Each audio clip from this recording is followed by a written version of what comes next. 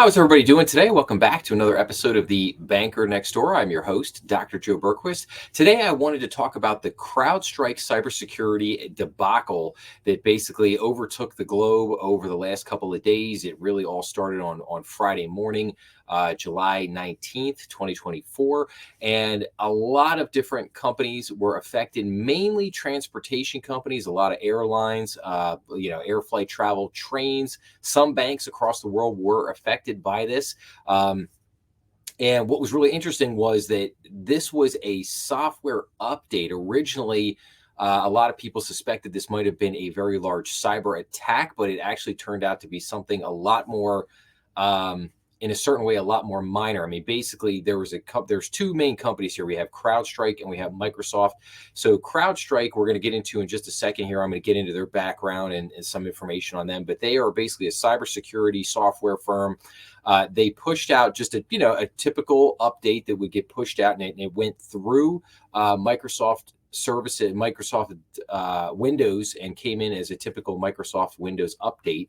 And as that update went through and was put in, it just wreaked havoc. It shut down computers and networks. And basically, when people opened up their computers or the devices, they got what people referred to as the blue screen of death, which I find kind of amusing, but it's true. That's what they saw.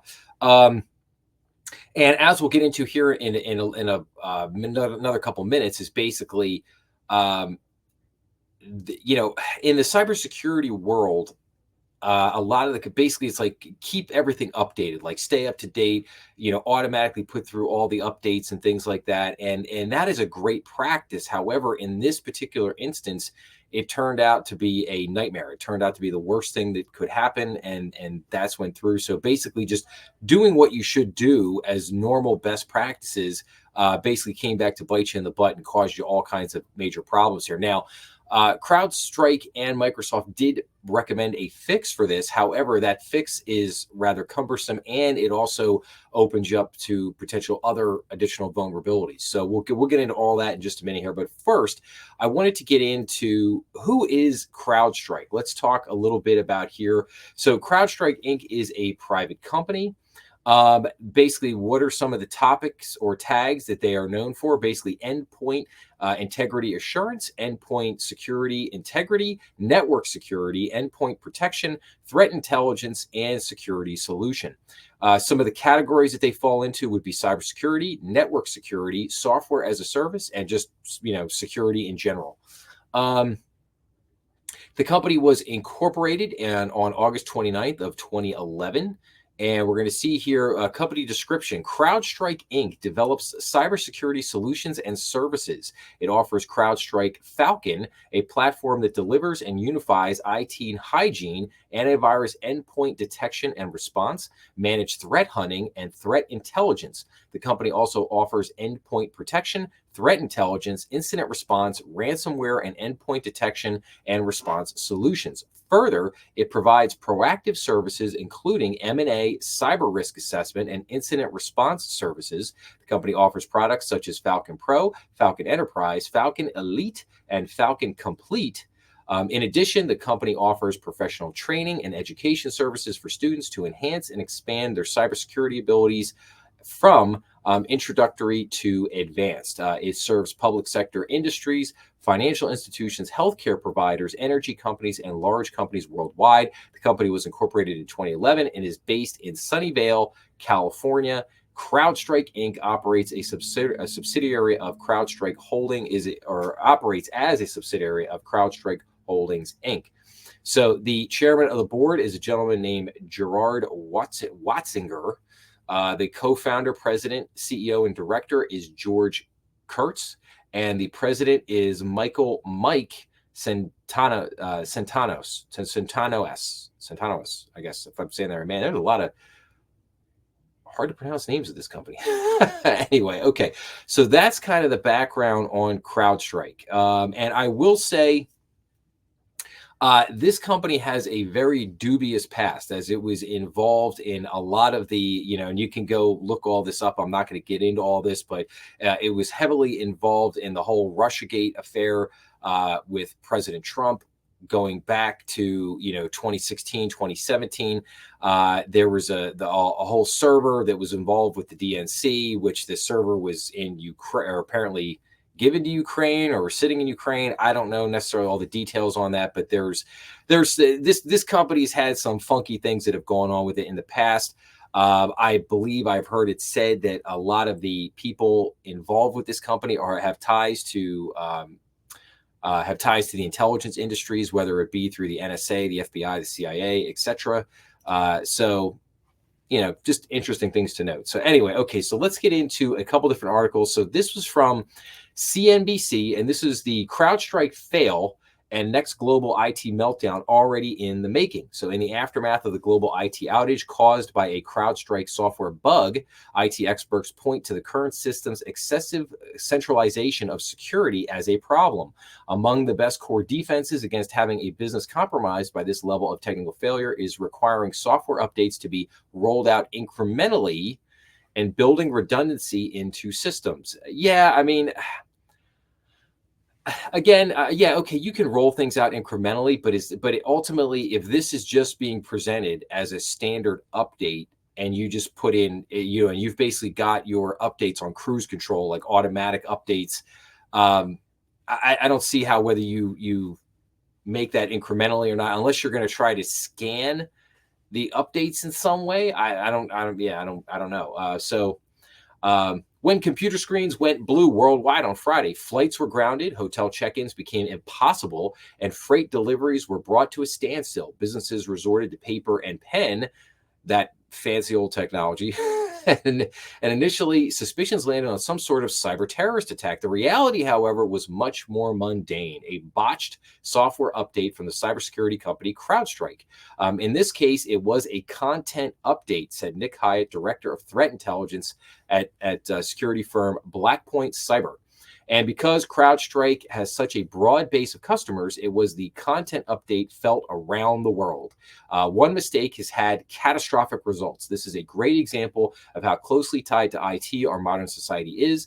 From coffee shops to hospitals to airports, a mistake like this has massive ramifications, Hyatt said. So in this case, the content update was tied to the CrowdStrike Falcon monitoring software. Falcon, Hyatt said, has deep connections to monitor for malware and other malicious behavior on endpoints, in this case, laptops, desktops, and servers. Falcon updates itself automatically to account for new threats automatically.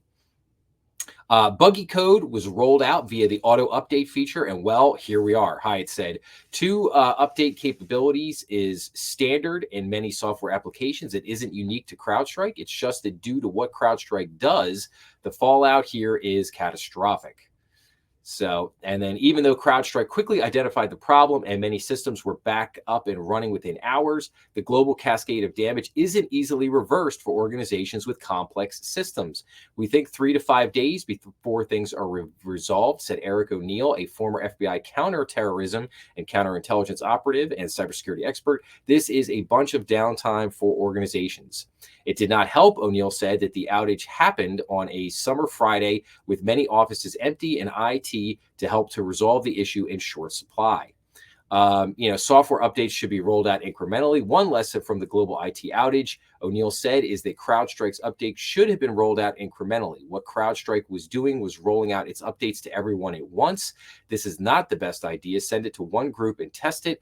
There are levels of quality control it should go through. So yeah, I mean, okay. So in that respect, I guess I was thinking about the auto update differently, like in terms of from a corporate standpoint. You work in IT. We'll use the bank or a bank as an example. So you work in IT for the bank, and you just kind of set all your updates on your software features for all your Microsoft devices.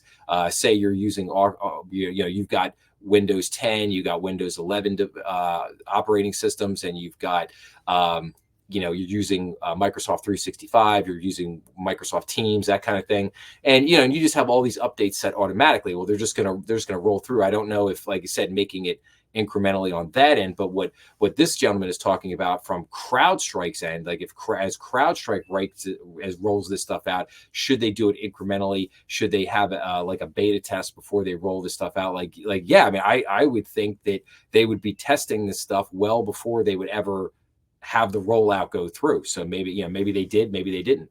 And then he talks about like it should have been tested in sandboxes in many environments before it went out. That's what I would think. That's what I would think that they would, as a professional company, I would think that's what they would be doing. And if they didn't do it, again, it leads to a lot of questions. If they weren't doing that, okay, who dropped the ball, and who severely messed this stuff up? So, all right, let's scroll down here. What about kernel level codes? Okay, yada, yada, yada. Okay, then let's just jump into a couple other articles here. So what is CrowdStrike, and how did its updates cause a global tech outage? And this is from Investopedia.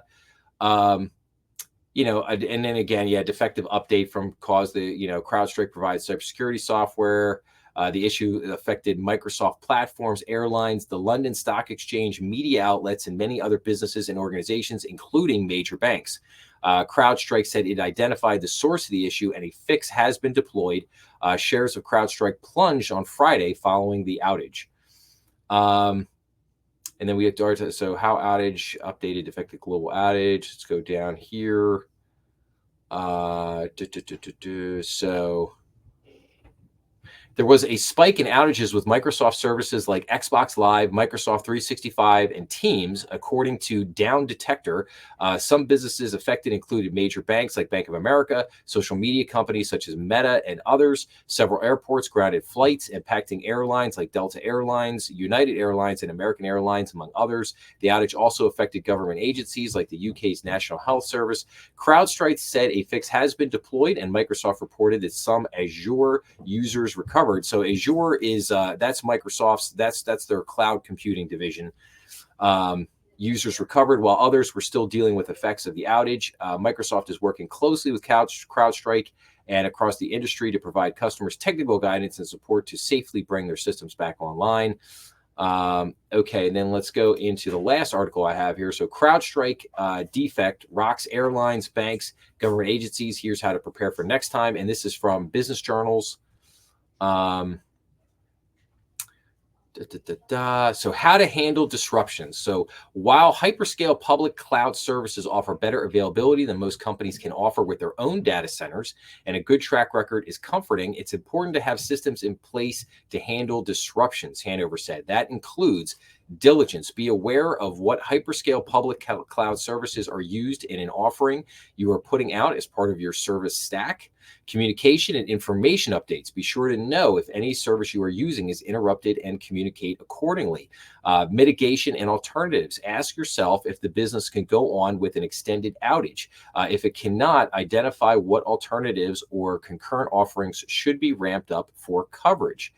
Brian Hornung, CEO of Exact IT Solutions, Inc., said the outage has not just inconvenienced customers, it has also caused real-life financial losses for affected businesses, and the long-term fallout could lead to reputational damage to CrowdStrike and affected companies. Yes, I would agree with that. He recommended companies that are affected focus on these actions, reboot systems. Microsoft has recommended multiple reboots of virtual machines, something that has proved effective for many users. File deletion. CrowdStrike employees have suggested deleting a specific file to resolve the issue. Detailed instructions are available on the company's support portal. Stay informed. Businesses should stay updated through official channels from CrowdStrike and Microsoft for the latest fixes and advisories and enhanced contingency plans. So this incident underscores the need for robust disaster recovery and business continuity plans or planning. Regular updates and proactive monitoring can mitigate the impact of such outages. Yes, but I don't. This is a tough one because I don't know how you. In other words, this again, this just came as an update. It was a standard update, and like, how do you? I don't know how you. I think the problem here from a banking standpoint is that it comes to banks literally deal, depending on the size of the bank. I mean, you could have hundreds of vendors. You could have dozens of different vendors that provide you all different kinds of software solutions. And you work with those vendors every single day. And you're constantly getting software updates, whether it's from your core provider or different companies that provide you different services, whether it be for the website, for your mobile banking, for cybersecurity protection. In this case, with CrowdStrike, so. Yeah, this is a tough one. If you go back, like, I mean, I did a whole episode a couple of days back. I did an episode on Wiperware, like how you could survive a Wiperware attack, and what were some of the best practices you could do to try to prevent. And then if you did get hit with it, what could you do to kind of clean up afterwards? And this kind of falls along those same lines. It's like, how do you, in other words, you need to have system backups. You need to have a business continuity plan. What happens if this happens? And again, I think this was a great example of why you need to practice these things, like why your organization should invest in training to go through similar type of exercises. What happens if you get hit with this? What happens if you get hit with a ransomware or a malware attack or a denial of service attack, or if you get hit with a Wiperware attack? Like, how do you deal with and manage all those different scenarios? And I think the more you train and the more you practice on this stuff, again, not that it ever makes any of this stuff easier to deal with, but again, how you react is important. It's important for your business, for your reputation, for your customers, how your customers view you and perceive you. This is all critical stuff. I mean, obviously, if you go down for a day and it's not your fault, it's just, this is a Microsoft CrowdStrike thing and you're just reacting to it, try to get everything back up and running. Again, I think your customers will hopefully give you grace and will share with it. But, if you're down for a week, people generally get to a point where they're going to basically, like, they don't really care whose fault it is. It's basically like it becomes your fault because you're the company they're dealing with and you've got to fix it. So that's kind of where, and again, if you're trained up and you've got people kind of ready to go and they can react to these kind of things very quickly and get it resolved, hopefully within a day or two, you're probably going to be all right. You're probably going to be fine. But I think, again, just something to be thinking about, I think, as it's all there. And let's finish this article out here. As he said the CrowdStrike outage serves as a wake-up call when it comes to the potential pitfalls of patching and showcases the need for a nuanced approach. That means not just rigorous testing within the cybersecurity industry, but also by the consumer organizations that deploy the software. The delicate dance between vigilance and potential disruption necessitates ongoing collaboration to ensure the very foundations of our digital security are not the weak link. Brian Fox, Chief Security Officer at software supply chain platform Sonatype, and a board member at the Open Source Security Foundation, said it was essential to recognize the interconnectedness of all of our critical systems. The interconnectedness is a stark reminder of the vulnerabilities inherent in such a connected system. These widespread outages offer a clear roadmap for attackers, illustrating the potential havoc that could be wreaked if malicious actors were to target these systems intentionally. The challenge of recovering from such errors is already immense. Now imagine the scenario where attackers deliberately bring down these systems, making rapid recovery impossible. He said the outage should push people to consider the catastrophic implications of simultaneous attacks to essential services, such as 911 systems or hospital computers during a mass casualty event, and how devastating it would be to not be able to coordinate. This moment should prompt us to reflect on the robustness and resilience of our interconnected systems and the urgent need to fortify them against both errors and intentional attacks. The consequences of failing to do so are too dire to ignore. So, and I concur. I agree with what he's saying. And again, this is just another example of how, vigilant we need to be in everyday life. There is, unfortunately, the world that we live in now is one where we don't get a day off. From a cybersecurity perspective, we don't get a day off. I mean, every day some things could come up and they could hit, and we've got to figure out how best to deal with that. And this is what we need to do now. I got a whole kind of different message from a consumer standpoint, purely from a consumer standpoint. Um, I have always said, and I always will say, technology is great until it doesn't work. Technology is great until it doesn't work, and you've got to be prepared for that. And how do you prepare for that? Like, you should, you know, keep some cash on hand, keep some cash at home, keep some cash on hand. If you got a safe, get a safe, put some money in there. But you should, again, if you think about it like this: if my bank were to go down for a week, what am I going to do? Like, definitely should have some, a week or 2 weeks supply of money on hand to kind of protect yourself in the event that anything goes down. Because, you could face an event one day where the bank is closed because all the bank's computer systems are down, and the bank's ATMs or the ATM systems may or may not be operational, and therefore you're stuck. Like, your debit card is not going to do you any good. Your credit cards may not do you any good. So, what are you going to do in that situation? That's why I always think it's a good idea just to keep a little bit of cash on hand, just for emergencies, just in case of, hey, you never know. But from a business standpoint, again, I think it comes back to that idea of, you have to be aware of that everything and anything can and will happen. It's like Murphy's Law, and you got to be prepared for that. And, just train, have contingency plans in place. Make sure you have disaster recovery plans and things of that nature in place, that when things happen, you could go boom, boom, boom, boom, boom, and exactly what to do and how to do it. That's, and that's, I think that's all any of us can really do with stuff like this. But like I said, major story, wanted to cover it. I would definitely tell people, check this out. Check out the episode I did on Wiperware that I just did a few days ago. That's also, I think, a very timely one to watch, as it relates a lot to this episode. But again, I hope everybody enjoyed this. I hope maybe it might have helped out or provided just a little bit of information on kind of CrowdStrike and what was going on here. And like I said, if you liked the episode, please make sure to like, share, and subscribe, as that helps the channel. Please make sure to check out some of the other episodes that I've posted up here in the last couple of weeks, and I will be back to see everybody again real soon. Thanks a lot.